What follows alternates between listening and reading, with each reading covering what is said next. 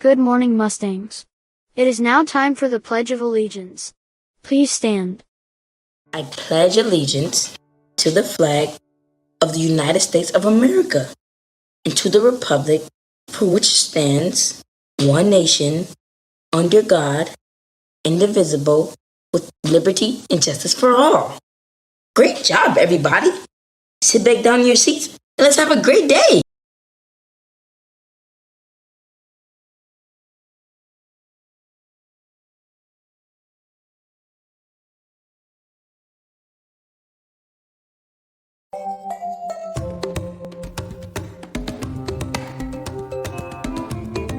Behave responsibly.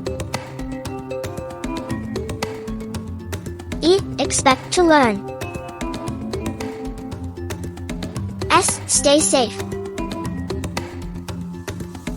T. Treat others with kindness and respect. Happy birthday! Happy birthday over the weekend to Ms. Abramovitz, Adeline Adamson, and Grayson Anik. Happy birthday today to Miles Mesnick, John Allen, James Thompson, and Jaylee Thompson. Did you know? Coretta Scott King was an American author, activist, and civil rights leader who was the wife of Martin Luther King Jr. As an advocate for African American equality, she was a leader for the civil rights movement in the 1960s. King was also a singer who often incorporated music into her civil rights work. Huge congratulations to our 4th and 5th grade basketball team for winning the DeKalb County Region 1 basketball championship on Saturday. We won 19-13. We will compete this Saturday at Tucker High School for the district championship. Come on out and support our Mustangs. Way to go!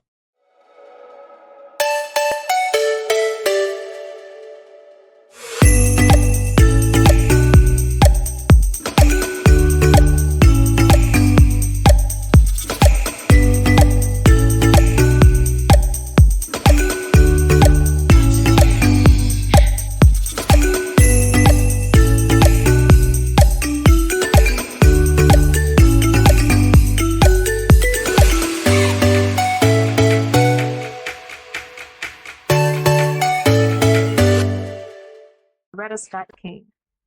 Coretta Scott King is commonly known as the wife and widow of Dr. Martin Luther King Jr. But what I want you to know is that she was a woman of substance and commitment. King was a leader and a world changer in her own right. Mrs. King was a leader, a wife, and a mother. She fought for freedom, and she inspired Dr. King to fight for freedom. And because of her, we have the Martin Luther King Center for Nonviolent Social Change. She was also the driving force behind the National King Holiday, which is celebrated every third Monday in January. Yes, you guessed it, Mrs. King was awesome.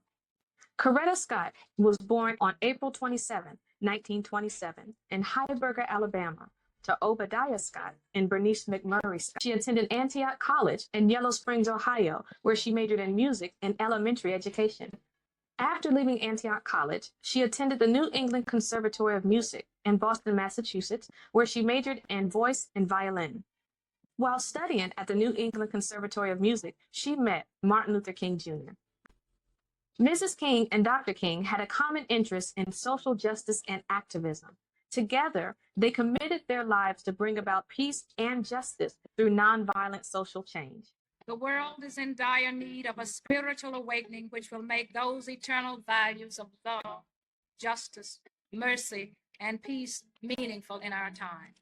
Mrs. King was not only important to the civil rights movement, of which she and her husband were central leaders, but she was also a leader in the global fight for social justice. Mrs. King believed in working for what she called the higher cause of service. This means that she believed people had a responsibility to fight for peace, justice, and equality. Nonviolence is the most powerful force that we have for the counteracting of hatred, bitterness, and violence which have infested our society. Throughout her life, Mrs. King was involved in a variety of causes, from the Montgomery bus boycott to the Charleston hospital workers movement. She participated in marches and nonviolent direct action campaigns. However, what many young people don't know is that one of Mrs. King's key contributions to the civil rights movement was through the performing arts, freedom concerts. The freedom concerts told the story of the civil rights movement through narrative and song. These events raised awareness about the experiences of African Americans in this country and raised money for the civil rights movement. In other words, Mrs. King stepped in when she realized that the civil rights movement needed her help. Will you step in when people need you? Mrs. King believed that young people had the power to change the world.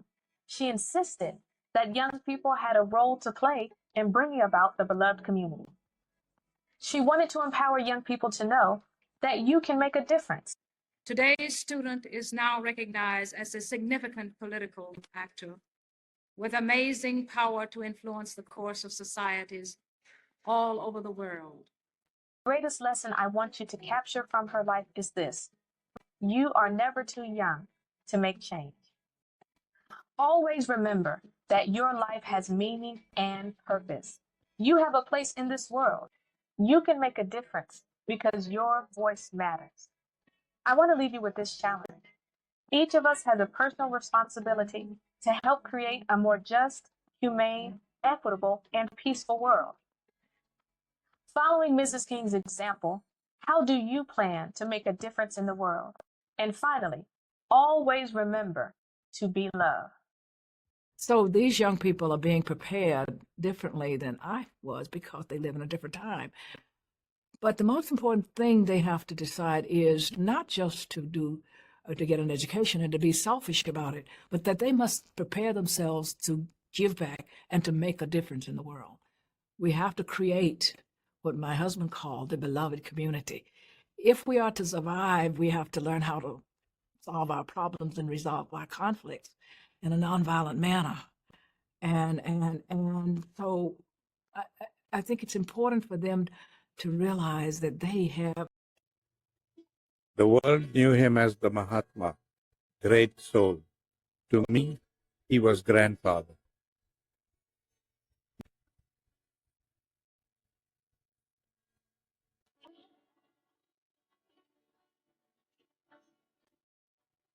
Arun had already lived at the Salagram ashram for a year. He struggled with the vow not to waste as part of a nonviolent life. When grandfather spoke, something in me stilled, even if afterwards my thoughts grew cloudy. As the monsoon season came, relieving the dry, cracked earth, Arun began to make connections.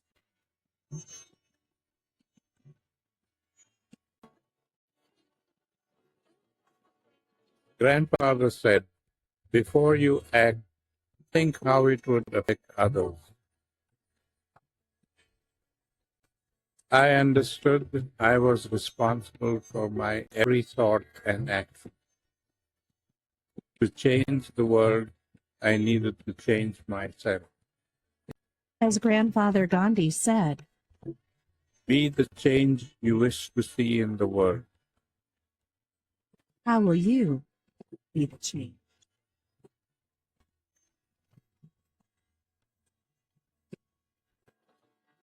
Mistakes Are How I Learn, written and illustrated by Kiara Wilson.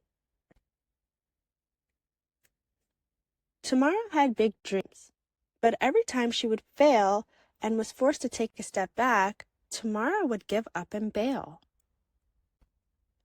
Her mistakes would infuriate her and make her so mad. Perfection is what she sought. To her, messing up was bad. Her parents tried to comfort her. Mistakes are how we learn. That is how we grow with each twist and turn. So, Tamara set goals to conquer one day. I will let a growth mindset lead the way. Even when life makes me fret, I won't say, I can't do this. I'll say, I can't do this yet. So Tamara tried out for the gymnastics team, but she wasn't selected. Did this shatter her dream? She just said, there's next year. I'll just take it steady and practice each day until I'm ready. We all make mistakes and sometimes we fail, but each setback's a lesson that we need to nail. At school in a math test, she received a C, so Tamara studied harder and the next test scored a B. All successful people struggle sometimes. They reach within to find the strength inside. When obstacles come up, they rise to the occasion and become more determined to find their motivation. Tamara learned to say, all my dreams will come true if I have a growth mindset in all that I do. So even when something seems tough at first glance, just keep on pushing. You'll soon get your chance. Mistakes are how I learn. I will get there soon. I'll keep dreaming big, even if it's flying to the moon. Say after me. I may fail, but I will get back up again.